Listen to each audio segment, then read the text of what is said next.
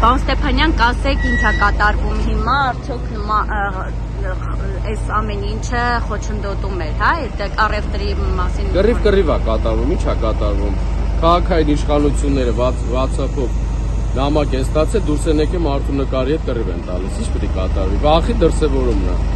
Երևան քաղաքում որտեղ որ փակցված էր Սամվել Կարապետյանի նկարները,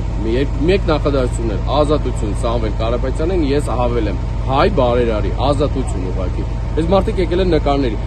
Սամվել Կարապետյանին վերցրել տարե փակի տակ պահում են, հիմա եկել իր նկարների հետ կռիվ են տալիս, ինչ է կատարվում, էս է կատարվում, ապօրինի գործողություններ, ինչպես Հյուսիսային պողոտայում, Արաբկիր վարչական շրջանում, հիմա անցանք ստեղ։ Հակասում է այդ գովազդի մասին օրենքին, որին իրենք ցույց եւ գովազդի վարչության պետին ասեցի, ցույց տվեք, ինչի համար է Հյուսիսային պողոտայում ապամոնտաժել, մարդիկ ունեն մուծումները, ունեն գովազդի թույլտվությունները, դրան էլ մի 2 ժամ, հələ մինչև օգոստոսի վերջը ժամանակ ունեն։ Ինչի է կարը, ոչ մի բան, ինչպես միշտ խուլու համար։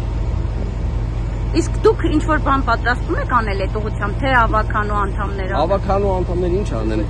Պետք է բարձրաձայնենք, որ հասկացնենք, որ ապօրինություն է կատարվում։ Երևան քաղաքում ընդհանրապես Հայաստանի Հանրապետություն օրենք չի գործում, չկա նման բան։ Ընդդիմադիր հայաստերի համար կգան ձեր մեքենաները կվառեն, դրա համար պատասխան տվող չկա։ Լրացնելու ամեն կարմիր գծերը անցած է, ոչ մի բան, էլ իրենց վրա հույս դնելու չկա։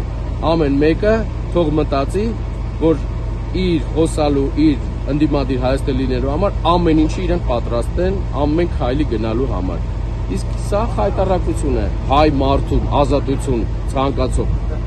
նկարի հետ կռիվ տալը։ Կռիվ տվեք, դուք դե վախերի մեջ էլ միշտ եղել եք վախերի մեջ, այտենց էլ եկել եք այտենց է գնալու եք։